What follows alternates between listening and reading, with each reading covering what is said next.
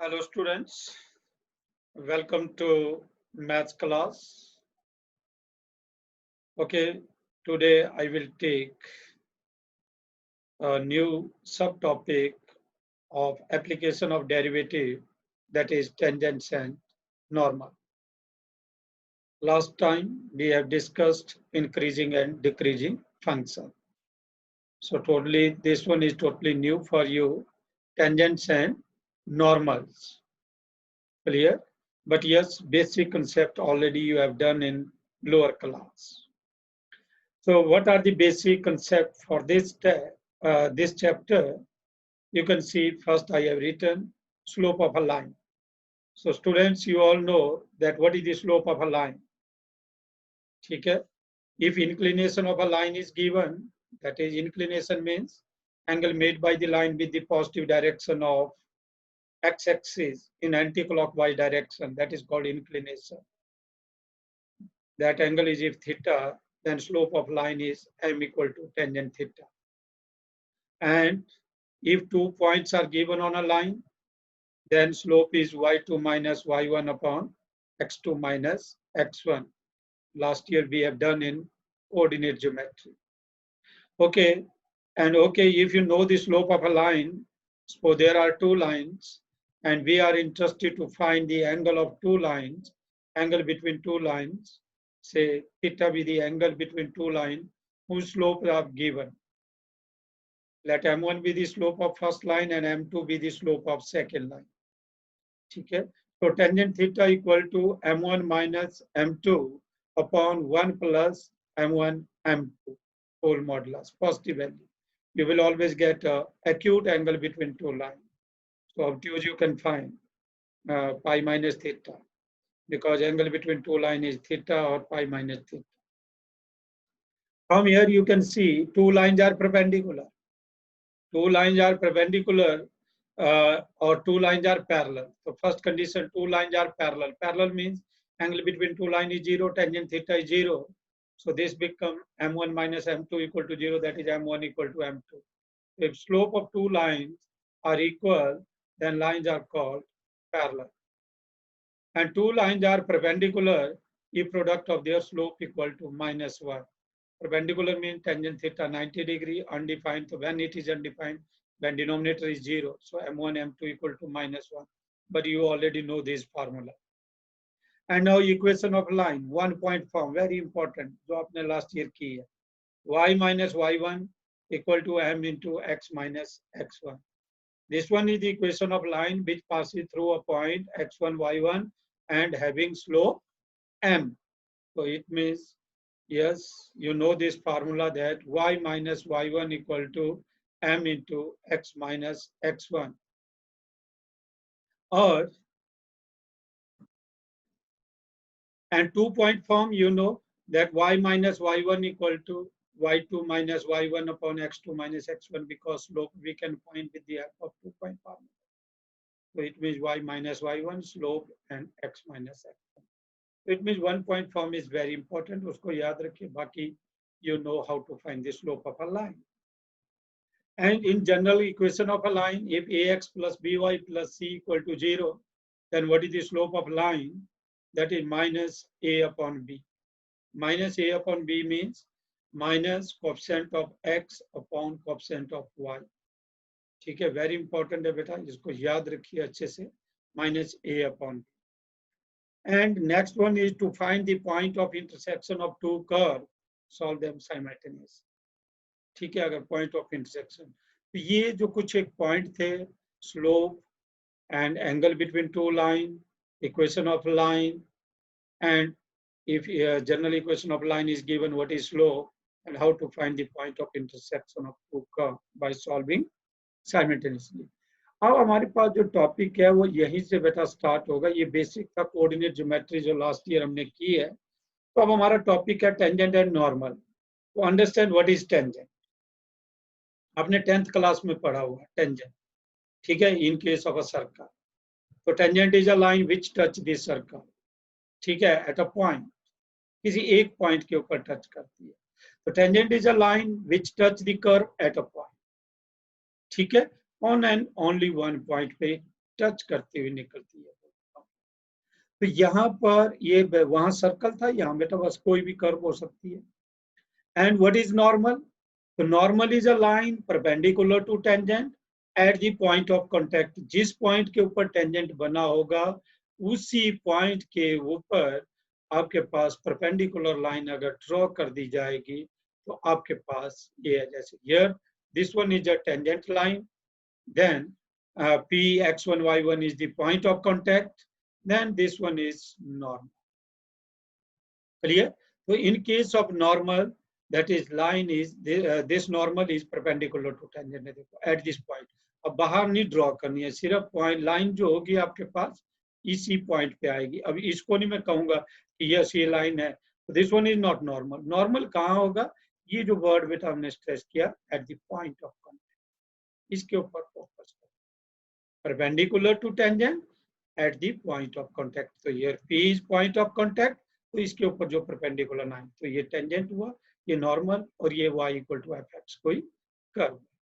ठीक है, तो हमारा अब टारगेट क्या है? टेंजेंट भी आपको क्लियर हो गया, नॉर्मल भी। हमारा बेटा मेन टारगेट है कि what is the equation of tangent as well as normal. Tangent की इक्वेशन क्या होगी और नॉर्मल की क्या होगी, तो इसी को स्टडी करते हैं। तो पहले slope of tangent at x1 y1 on the curve y equal to fx। अब बेटा ये आप लोगों ने ऑलरेडी डेफिनेशन, डेरिवेटिव की डेफिनेशन पता है आपको। डेरिवेटिव आपको क्या देता है? जब आप डेरिवेटिव किसी फंक्शन का निकालते हैं तो ये ज्योमेट्रिकल मीनिंग ही था स्लोप ऑफ टेंजेंट। तो ये जनरल है, लेकिन किसी पर्टिकुलर पॉइंट के ऊपर है, तो पर्टिकुलर पॉइंट कौन सा है? x1 y1, ये हो गई आपके पास स्लोप। तो बस ये हमने यहाँ काम करना, ये हुई एप्लीकेशन ऑफ डेरिवेटिव कि मेरे पास क्या होगा, y equal to F X function given होगा, आपने इसका डेरिवेटिव निकालना और डेरिवेटिव से आपको स्लोप का फार्मूला मिल जाए, m की वैल्यू मिल जाए। What is m? dy upon dx at the particular point x1 comma y1। ठीक है, तो अगर ये समझ लिया तो यहीं से बेटा equation of tangent eight this point क्या हो जाएगी? आपके पास पता है इक्वेशन ऑफ लाइन क्या होती है? y minus y1 m into x minus x1। तो स्लोप ऑफ टेंजेंट ये है dy अपॉन dx। बस इस m की जगह ये वैल्यू पुट कर दी जाएगी, you will get the required result. ये देखिए y minus y1 equal to dy upon dx, और यहाँ आ गया at point x1 y1 into x minus X. तो लाइन की इक्वेशन पता थी, स्लोप आपने अब किसकी हेल्प से निकाली? डेरिवेटिव की हेल्प से। Okay, so next is slope of normal at point x1 y1। तो नॉर्मल क्या बताया आपको कि normal is a line which is perpendicular to tangent.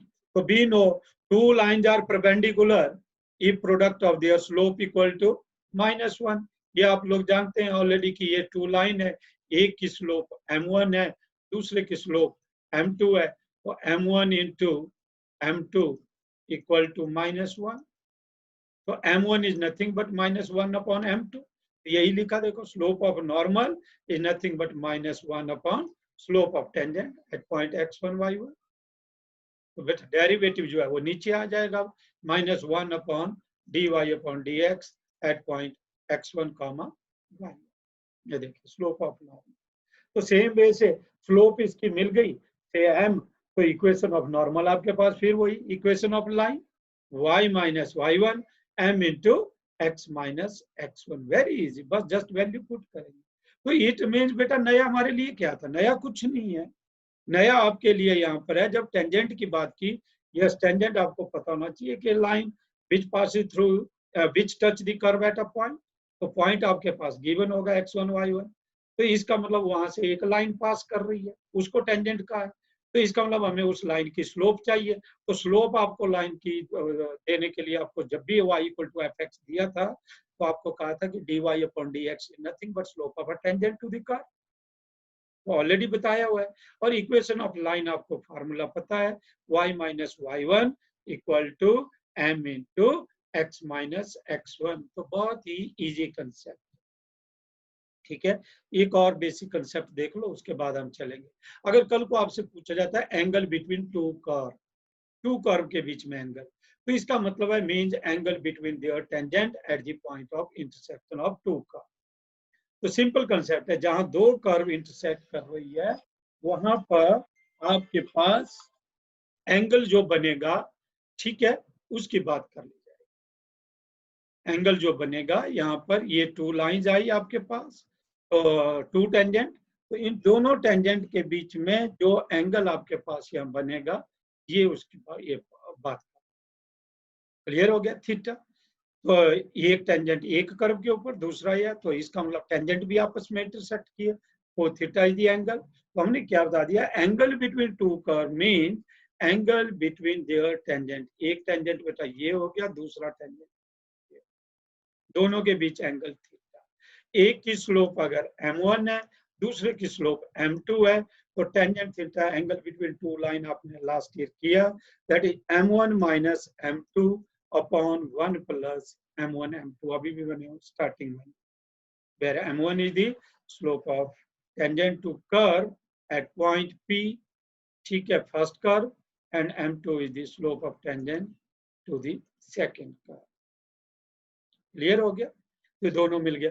और यहीं से एक और टेक्निकल टर्म या वर्डिंग आती है, orthogonal curve. Orthogonal means when two curves are said to be orthogonal if they intersect at 90 degree. बोलने का मतलब ये जो इंटरसेक्ट करेगी, दोनों के जो टेंजेंट बनेंगे उनके बीच में 90 डिग्री का एंगल बने, ठीक है, राइट एंगल बने। तो हम ये कहेंगे m1 इंटू m2 क्या होता है, -1। तो टू कर्व ऑर्थोगोनल कब होगी, if slope of their tangent at that point, product of slope of the tangent at that point is equal to -1। Okay, तो आगे बढ़ते हैं। आगे अब बेटा मैंने आपसे बस इससे रिलेटेड कुछ क्वेश्चन, इनके ऊपर फोकस करें, ठीक है। काफी क्वेश्चन मैंने डिफरेंट टाइप के किए हुए, जहां से आप पूरी एक्सरसाइज को कवर करेंगे। तो देखो फर्स्ट क्वेश्चन बिल्कुल इजी क्वेश्चन आपके लिए, ताकि बेसिक अंडरस्टैंड करें। Find the slope of tangent to the curve, सिर्फ स्लोप ऑफ टेंजेंट। तो स्लोप ऑफ टेंजेंट आपको बेटा पता है, ये कर्व दी हुई है y equal to 3x4 minus 4x। तो आपको पता है ज्योमेट्रिकल मीनिंग की dy अपॉन dx जो होता है वो स्लोप ऑफ टेंजेंट ही होती है, ये जनरल है कहीं भी। लेकिन हमारे से पर्टिकुलर पॉइंट पे पूछिए एट x इक्वल टू 4, तो हम x4 को पहले डेरिवेटिव निकला, 3x4 12x cube minus 4x minus 4, derivative you already know all, and now slope of tangent at x equal to 4, x4 put कर दो, 12 into 4 cube minus 4, and now simplify, जो भी आएगा that is the answer। ये तो बिल्कुल basic सा question, 1 marks के लिए क्वेश्चन है जस्ट। तो ये 768 minus 4 that is 764। अगर मान लो अगर इसी क्वेश्चन में स्लोप ऑफ नॉर्मल भी पूछ लिया होता, तो आपको पता है tangent and normal are perpendicular to each other, तो m1 इंटू m2 क्या होता है, -1। तो इसलिए slope of normal is -1 upon slope of tangent, so -1 upon 764, very easy. Next is find the slope of normal to the curve at theta equal to π/4। अब देखो इसमें slope of normal to the curve, तो बोलने का मतलब tangent की तो आपको निकालना ही पड़ेगी नॉर्मल, स्लोप निकालने के लिए, क्योंकि आपको पता है slope of normal is -1 upon slope of tangent. तो नहीं भी पूछा होगा तब भी निकालना पड़ेगी। तो बेटा डिफरेंस क्या है, बोलने का मतलब आपको dy अपॉन dx निकालना है। अब मेरे को बताओ क्या ये क्वेश्चन आपके लिए नया है? अगर आपने पीछे पैरामीट्रिक इक्वेशन की हुई है, x equal to a cos cube theta, y equal to a sin cube theta, ठीक है, तो वहां क्या क्वेश्चन पूछा जाता था, फाइंड dy अपॉन dx, ठीक है। तो इट में this one is not new to you. आप पहले क्या करेंगे, x का derivative with respect to theta निकालेंगे, फिर y का derivative with respect to theta. तो ये देखो dx अपॉन d थीटा, ये कांस्टेंट है बेटा outside, function raised power n, 3 into cos square theta, ठीक है, 3 into cos 3 minus 1 means cos square theta into derivative of cos theta minus sine theta. Same way पे dy upon d theta, 3 outside a sin square theta into derivative of sin, that is cos theta.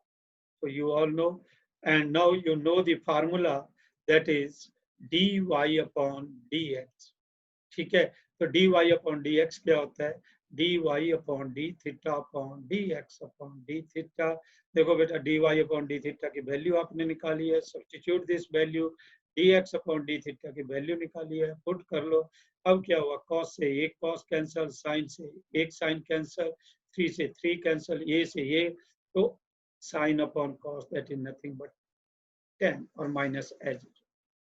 तो dy upon dx आ गया बेटा minus 10 theta. Means अब हमें point दिया हुआ है कि किस पॉइंट के ऊपर स्लोप निकालनी है, एट ये आपके पास थीटा इक्वल टू π/4। तो जैसे ही आप थीटा π/4 निकलेंगे, पुट करेंगे, तो ये बन गया माइनस 10 π/4 दैट इज -1। और ये आगे slope of tangent, slope of normal मैंने बताया -1 upon slope of tangent, -1 upon -1 that is easy. So it means slope of tangent is nothing that is dy upon dx। ये जो ज्योमेट्रिकल मीनिंग है +1 में भी बताया था, अभी +2 में फिर क्लियर कर दिया, ठीक है। और अब जो पॉइंट दिया होगा बस उस पॉइंट पे ले लें। और नॉर्मल आपको सिंपल बता दिया कि normal is a line which is perpendicular to tangent at the point of contact. ध्यान देना। अब एक और अच्छा क्वेश्चन है, find the point at which tangent to the curve is parallel to x axis। देखो अब थोड़ा सा यहाँ पर ट्विस्ट दे, और सीधा नहीं पूछा कि find the equation of tangent at a point, अब आपसे पूछा कि tangent is parallel to x axis। तो इसका मतलब पहले तो आप वही है टेंजेंट निकालेंगे। तो ये टेंजेंट की स्लोप y आपके पास गिवन है, you know dy upon dx 3x² minus 6x minus 9, 9x का डेरिवेटिव माइनस और 7 का 0। सो 3 is common, x² minus 2x minus 3, ठीक है, मिडल टर्म -2 है और प्रोडक्ट -3 है, तो -3 और -1 इसके फैक्टर होंगे, that is 3 into x minus 3x plus 1। ये काम तो आप कर सकते हैं, नट है। तो अब देखो बेटा, since tangent is parallel to X axis, अब टेंजेंट बेटा जब भी एक्स एक्सिस के पैरेलल होगा, ये एक्स एक्सिस, अब टेंजेंट इसके साथ एक्स एक्सिस के पैरेलल होगा, ये टेंजेंट एक्स एक्सिस के पैरेलल है, तो स्लोप क्या होती है इसकी, 0। क्यों? क्योंकि एक्स एक्सिस के साथ एंगल क्या बनाता है, 0। तो slope dy upon dx is 0। अगर आपको पिछली एक्सरसाइज में याद होगा तो मैंने ये टर्निंग सा पॉइंट दिया था, तो टर्निंग पॉइंट में भी टेंजेंट एक्स एक्सिस के पैरेलल बनते हैं, तो dy अपॉन dx क्या होता है, 0। और आपको याद होगा आपकी रोल्स थ्योरम, तो वहां भी हमने ये बात की थी, f' x equal to 0, geometrical significance उसका भी वही था कि tangent is parallel to X axis. तो इसका मतलब dy अपॉन dx को 0 कर दें, ठीक है। तो ये आप समझ गए होंगे। अगर जैसे इसको 0 किया, आपके पास क्या होगा, x minus 3x plus 1 0, mean x equal to 3 और x इक्वल टू -1, x की 2 वैल्यू आ गई। अच्छा, x की वैल्यू आप कर्व में पुट करेंगे तो y की वैल्यू मिल जाएगी। तो फर्स्ट आप x की वैल्यू 3 पुट करेंगे, तो y equal to 3³ minus 3 into 3 square minus 9 into 3 plus 7, जो भी है simplify you can do, -20। Same way पे x की वैल्यू -1 पुट करेंगे तो y की वैल्यू कितनी आएगी, 12। सो रिक्वायर्ड पॉइंट्स आपके पास पहला पॉइंट हुआ -1 कॉमा एक हुआ आपके पास 3 कॉमा -20 और दूसरा हुआ -1 कॉमा 12। तो यहाँ -1 पुट किया तो these are the required point. और कल को इन्हीं के ऊपर इक्वेशन ऑफ टेंजेंट पूछी जाएगी तो आप टेंजेंट की इक्वेशन बना। चलिए अगला क्वेश्चन है इसी तरह का लिया है, find the equation of tangent at the point 1, 1 on the curve this y equal to x³।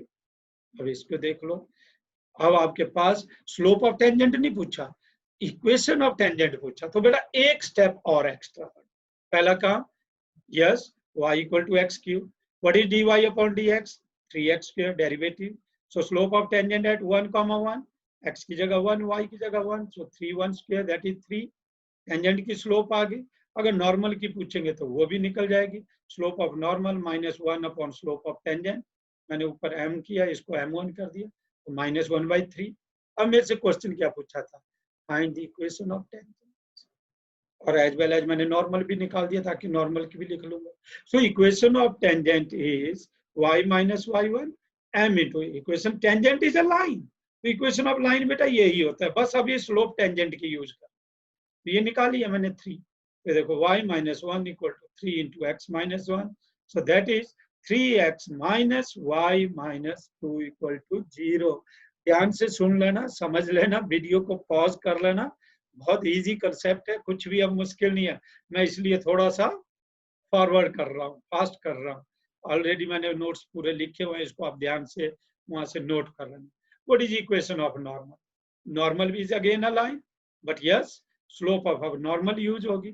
तो m की जगह अब क्या यूज हुआ? m1। तो m1 क्या था? आपने ऑलरेडी निकाला है, स्लोप ऑफ टेंजेंट 3 थी, तो स्लोप ऑफ नॉर्मल -1/3। तो अब -1/3 पुट करेंगे, cross multiply 3y minus 3 minus X plus 1 minus X को इधर ले आओ, x plus 3y minus 3 equal to 1 means -4 equal to 0। तो ये नॉर्मल की इक्वेशन बन गई, ये टेंजेंट की बन गई। अब देख लो, यही हमारा मेन टॉपिक है। अगर मैं सच में बोलूं तो 4 चीजें: slope of tangent, slope of normal, equation of tangent, equation of normal. Slope आपको पता डेरिवेटिव है, और tangent is a line y minus y1 equal to m into x minus x1। तो बस बेटा इसको अच्छे से करिए, बहुत इजी टॉपिक है। पूरी एक्सरसाइज को आराम से जब आप एक एक क्वेश्चन को सॉल्व करते हैं तो कॉन्फिडेंस बढ़ता है। नेक्स्ट देखिए, ये one of the important question है, 6 मार्क्स में सीबीएसई में आ चुका है।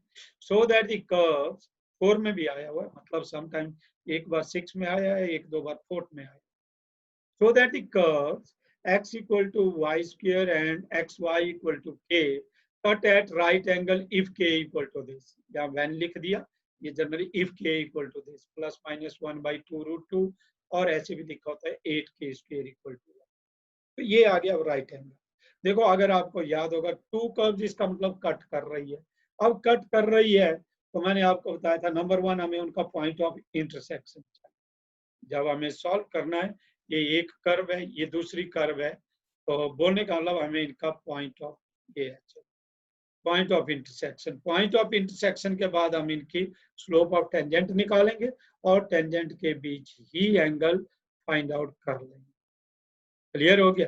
तो वहीं से तो देखिए पहला काम, x equal to Y square से number 1 given equation of curve लिखेंगे, xy equal to k number 2। तो मैंने कहा पहले हमने इनका पॉइंट ऑफ इंटरसेक्शन निकालना कि कहां पर कट कर।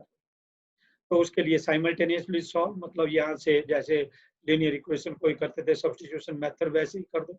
x की वैल्यू वाई स्क्वायर इसमें पुट कर दो, फिर बनेगा y square into y equal to k, that is y cube equal to k, cube root लेंगे तो y equal to k raised power 1/3, और ये वैल्यू इसमें पुट कर दो वाई की के रेज्ड पावर 1/3, तो x की वैल्यू बन जाएगी 2/3, तो x equal to k raised to power 2/3। So point of intersection is x comma y, k raised to power 2/3 into k raised to power 1/3। मिल गया point of intersection.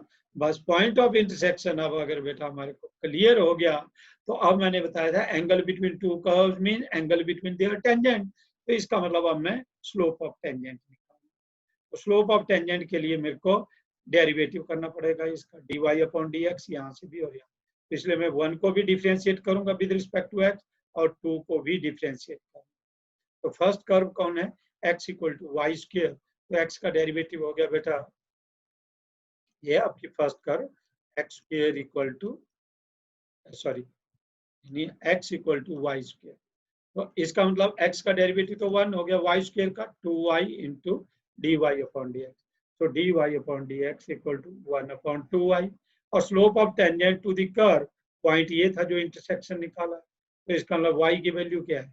k raised power 1/3 put कर दो, ये देखो 1 upon 2 into k raised power 1/3 ये आ गया। Same way पे second equation क्या है मेरे पास? एक्स वाई इक्वल टू के, और इसको भी आप डिफरेंशिएट कर लो, तो ये क्या आएगा? x into d y upon d x plus y into derivative of x is 1 equal to k का डेरिवेटिव 0। तो यहाँ से बेटा d y upon d x की अगर वैल्यू निकालेंगे तो that is nothing but minus y upon x. फिर slope of tangent to the curve, ठीक है, 2 के ऊपर निकाल रहे हैं at point k raised power 2/3 comma k raised power 1/3, ये x की वैल्यू और ये y की पुट कर दो। देखो y की जगह हमने लिख दिया k रेज्ड पावर 1/3, नीचे k रेज्ड पावर 2/3, तो ये 1/3 भी नीचे आ जाएगा, मतलब कट जाएगा, 2/3 minus 1/3 that become k raise power 1/3। दूसरे वे से अगर आप इसको कहें तो हम इसको क्या लिख सकते हैं, 1/3 का स्क्वायर ही हुआ, तो ये का कट गया, तो इसलिए बच गया -1/k रेज टू पावर 1/3। ठीक है, वी गॉट दिस पॉइंट, है ना। चलिए कोशिश करिए बेटा समझने की, कुछ नहीं है, बिल्कुल इजी है।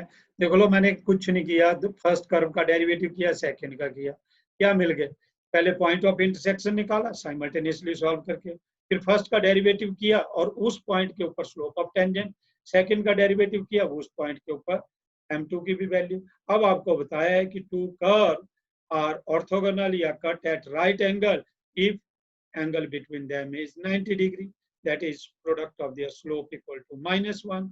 ठीक है, दोनों टेंजेंट परपेंडिकुलर है तो m1 into m2 -1।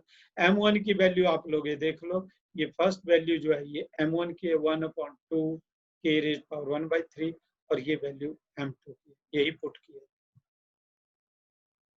ठीक हो गया, लिटिल बिट सिंप्लीफिकेशन, 1/k की पावर 2/3 हो गया इक्वल टू 1, तो क्रॉस मल्टीप्लाई कर दो, 2k raise power 2/3 equal to 1, squaring cubing कर दो बोथ साइड, तो 2 का क्यूब बेटा 8 होगा, यहाँ 3 से 3 कट जाएगा। ठीक है, जैसे ही आप क्यूब करेंगे, मतलब इसका क्यूब करेंगे तो 2 का क्यूब कितना हो गया 8, और इस 3 के साथ फिर ये 2 कट जाएगा, ये k स्क्वायर, और उधर 1 है तो 1, और दूसरे बेसिक का है k स्क्वायर इक्वल टू 1/8, और k के स्क्वायर रूट लेंगे तो प्लस माइनस 1/√2। आई थिंक बहुत इंपॉर्टेंट है, मैं फिर बता दूं, टू कर्व दी थी, क्या किया आपने, पॉइंट ऑफ इंटरसेक्शन निकाला, पॉइंट मिल गया, फिर उस पॉइंट के ऊपर दोनों इक्वेशन के ऊपर स्लोप ऑफ टेंजेंट निकाली, स्लोप ऑफ टेंजेंट मतलब m1 m2 निकल गए, फिर हमने कहा टू कर्व्स आर ऑर्थोगोनल होगा या कट एट राइट एंगल, तो प्रोडक्ट ऑफ स्लोप -1 किया, वहां से अपने आप की value.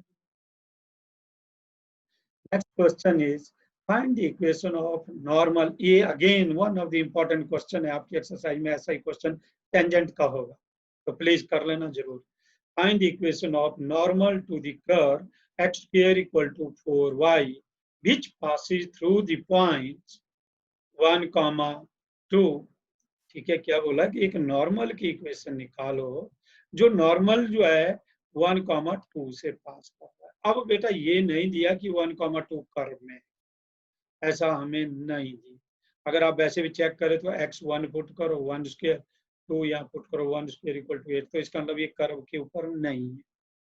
Also find the equation of the corresponding tangent, तो ये बेटा देखो ये कर्व बनाई है मैंने, ये टेंजेंट लाइन हुई और ये नॉर्मल हो किसी पॉइंट h, k पे लेट कर, और दिया है मेरे को कि ये नॉर्मल 1,2 से पास। तो देखो पहला काम तो मेरे को वही है कि पहले मैं स्लोप ऑफ टेंजेंट निकालूंगा, वो डेरिवेटिव से ही निकलेगी, फिर मैं स्लोप ऑफ नॉर्मल निकालूंगा, फिर मैं इक्वेशन ऑफ नॉर्मल निकालूंगा बेटा, फिर उसको 1,2 से पास करूंगा। ठीक हो गया, देखना ध्यान से, ये मेरे पास इक्वेशन आ गई x square equal to 4y, और यहाँ से आप कहे तो y equal to 1/4 x square, so dy upon dx derivative करेंगे तो 1/4 इंटू एक्स स्क्वायर का डेरिवेटिव यू नो 2x, ये डेरिवेटिव है, 2 और 4 कैंसिल, 1/2x निकल गई slope of tangent. Let normal at point h, k passes through 1,2, कि normal कौन सा है 1,2 से पास कर रहा है, जो नॉर्मल h, k के ऊपर है, बोलने का मतलब कर्व के ऊपर जो पॉइंट है वो h, k है, तो इसका मतलब ये h, k इस कर्व में लाई कर रहा है, तो लिख दिया हमने since h, k lies on 1, अगर इसमें लाई करेगा तो इसको सेटिस्फाई करेगा, x की जगह h, h square equal to 4k। Clear हो गया, ये काम हमने कंप्लीट कर लिया, बोलने का मतलब कि ये टेंजेंट कर्व के ऊपर था, h, k कर्व के ऊपर पॉइंट है, तो इसका मतलब वहां से पास कर सेटिस्फाई करेगा। अच्छा, second of slope of tangent मैं निकाल सकता हूँ एट पॉइंट h, k, तो ये dy बाई dx ऑलरेडी निकला है, x/2, h क्या हुआ x, x की जगह मतलब h पुट कर दो, y है नहीं, तो ये बन गई h/2 slope of tangent. Normal की स्लोप आपको पता -1 अपॉन स्लोप ऑफ टेंजेंट, ये -1/m1 means -2/h आ गई, that you know. So equation of normal at point h comma k अब निकाल दो, y minus y1 equal to slope of normal को मैंने डिनोट किया m2 से, x minus x1. So देखो x1 y1 है hk, तो y minus k equal to m2 की वैल्यू हमने निकाली है, ये -2/h 1 minus x minus y minus k, m की वैल्यू मैंने बताया -2/h x माइनस. अब ये नॉर्मल इसने कहा था कि कहां से पास कर रहा है, 1,2 से, तो इसको बेटा सेटिस्फाई कर लाइन के नॉर्मल की इक्वेशन. तो x की जगह 1, y की जगह 2, y की जगह 2 माइनस k और x की जगह 1 minus. Just cross multiply 2h minus hk equal to -2 plus 2h multiply किया, और आप देख रहे हैं क्या 2h से 2h कैंसिल. यहाँ पर अगर आपको जो दिख रहा है ये कैंसिल हो गया, सेम साइन, और माइनस से माइनस कैंसिल हो जाएगा, प्लस बन जाएगा. तो अल्टीमेटली क्या बच गया, एच के इक्वल टू 2. एक इक्वेशन बेटा मैंने ये ऊपर निकाली थी जब सेटिस्फाई किया था, तो दूसरी इक्वेशन एच के में ये निकाली थी ऊपर, एच के इक्वल टू 4k. आपको दिखा देता हूँ कि एच कॉमा के जो है इस पे लाई कर रहा था, तो एच के इक्वल टू 4k, इसलिए मैंने यहाँ नजदीक लिख दी थी आपके लिए. ये है नंबर 2. तो इन दोनों को सॉल्व करना है. सॉल्व करने का फिर वही वे है कि आप क्या करो, यहाँ से h की वैल्यू लो या k की वैल्यू लो और इसमें पुट कर दो. तो ये देखो हमने क्या किया, यहाँ से निकाली, k की वैल्यू क्या आएगी, h²/4 आएगा. यहाँ से अगर आप k की वैल्यू निकालेंगे तो k is nothing but h²/4, और ये पुट कर दी, देखो k की वैल्यू h² equal to 2, 4 2 जा 8, h cube equal to 8. So h is nothing but that is cube root of 8 is 2. Real value ये की आती है. अब h आपको मिल गया तो k यहाँ से मिल जाएगा. क्या बन गया, 2k equal to 2 means k equal to 1. तो h2 आ गया और k1 आ गया, हमारा काम हो गया. हमें अल्टीमेटली बेटा ये पॉइंट मिल गया, P पॉइंट. कौन सा पॉइंट है, 2,1. अब अगर ये मिल गया तो इक्वेशन ऑफ टेंजेंट भी निकल जाएगी और इक्वेशन ऑफ नॉर्मल भी. अब ये देख लो, ये निकला हमारा 2,1 पॉइंट. तो equation of normal eight 2,1 is y minus y1. 1 कितना है, 1, और इक्वल टू स्लोप आपके पास ये थी, देखो नॉर्मल की हमने लिखी थी, slope of normal -2/h. h मैंने निकाल दिया है 2, तो -2/2 x minus 2.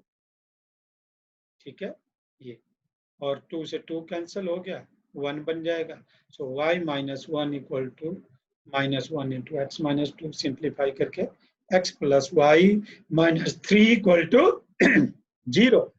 So equation of normal at this point is, क्या बन गई, नॉर्मल की इक्वेशन. ये बेटा अब टेंजेंट की आएगी, हमने किसकी निकाली, नॉर्मल की निकाल दी ना. तो अब टेंजेंट की भी आप आल्सो पूछा था, तो यहाँ ये गड़बड़ हो गई है लिखने में, इस पॉइंट में. यहाँ आप क्या लिखेंगे, इक्वेशन ऑफ टेंजेंट, इसको काट दो, इक्वेशन ऑफ टेंजेंट.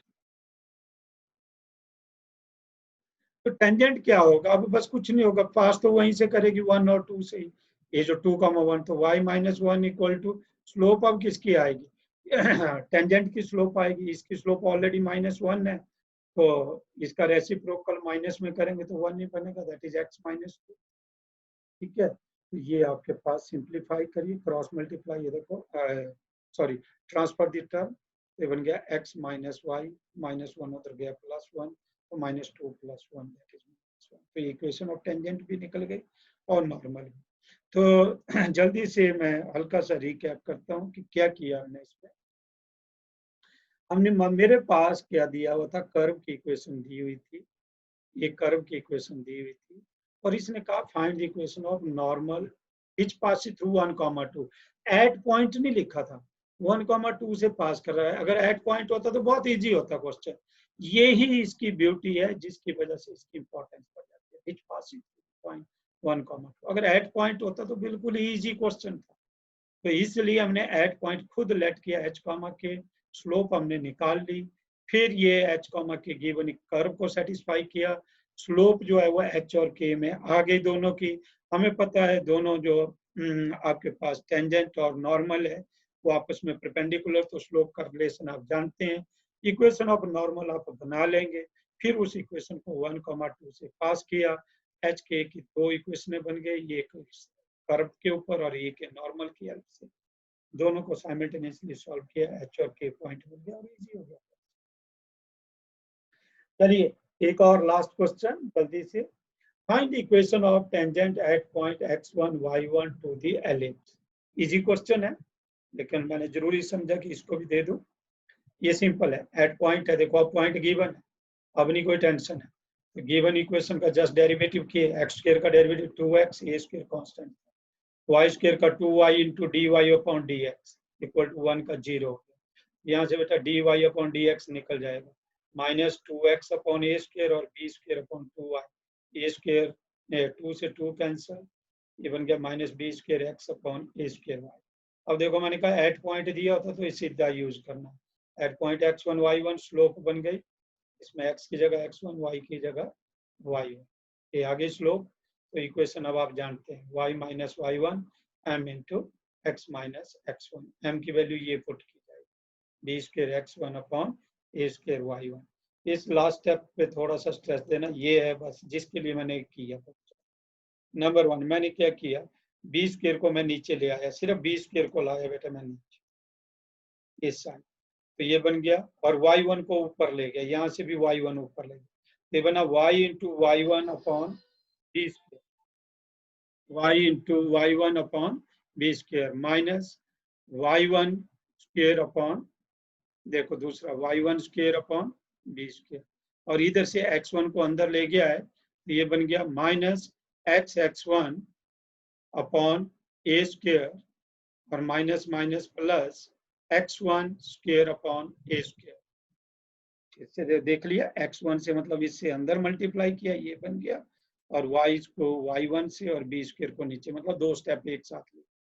अब x(x1) वाली टर्म को लेफ्ट साइड ले आया, x(x1) upon a square plus y(y1) upon b square, और इसको राइट साइड ले आया, तो ये बना इधर देखो x1 square upon a square plus y1 square upon b square equal to 1। ये इंपॉर्टेंट पॉइंट है, बस जनरल कैंडिडेट नहीं तो यहाँ छूट जाता है। ये वैल्यू बेटा 1 के इक्वल होगी, क्यों होगी इसका रीजन ये दिया, x1 y1 कहाँ लाई कर रहा है, गिवन एलिप्स के ऊपर ही है पॉइंट, क्योंकि एलिप्स क्या था, x square upon a square plus y square upon b square equal to 1। तो x की जगह बेटा x1 आ गया, y की जगह y1 आ गया। So equation of tangent become x(x1) upon a square plus y(y1) upon b square equal to 1। You can learn. So thank you very much, अच्छे से इसको करिए क्वेश्चन को, और पूरा टॉपिक बेटा ये टेंजेंट नॉर्मल की पूरी एक्सरसाइज के मैंने डिफरेंट टाइप के क्वेश्चन को कवर कर, ठीक है। इसलिए आपकी टेंडेंसी होनी चाहिए कि अच्छे से टेंजेंट और नॉर्मल को कंप्लीट करो। बहुत इजी है, मैं फिर कह रहा हूँ, अगर आप ध्यान से करेंगे तो कुछ भी डिफिकल्ट नहीं है। साथ साथ जैसे जैसे मैंने इसको रिकॉर्ड किया हुआ है उसी बेस से आप क्वेश्चन को अपने आप इन नोट्स को बना लो, उसके बाद एनसीईआरटी के क्वेश्चन मैक्सिमम क्वेश्चन अटेम्प्ट कर लिया है, ठीक है। बाकी नो डाउट काउंटिंग में एक्सरसाइज ज्यादा है, क्वेश्चन है, लेकिन क्वालिटी अगर भाई देखे तो यही क्वालिटी है जो मैंने आपको दी। क्लियर हो गया, तो इसलिए आप अच्छे से इसको रिवाइज करो। और मैंने बताया नेक्स्ट टाइम जो टेस्ट होना है उसके लिए आपको ऑलरेडी क्लियर कर चुका हूँ, क्या है पीछे से तो बड़ा सिंपल है, डेरिवेटिव देखो यूज होना ही होना है बेटा, वहां से क्वेश्चन आएंगे नो डाउट, कम लूंगा, कंटिन्यूटी का एक आधा क्वेश्चन होगा। अब main question application of derivative से ज्यादा, ठीक है, लेकिन डेरिवेटिव आता होगा तभी कर पाएंगे। So I hope you can do better now, अगर आप इस वीडियो को अच्छे से देखते हैं तो, ठीक है बेटा। जहां भी नहीं पता लगे दोबारा देख लो, बीच में देख लो किसी स्टेप में क्या प्रॉब्लम है, कुछ है, अगर उसके बावजूद भी प्रॉब्लम हो तो you can call me. Clear? So thank you very much. All the best.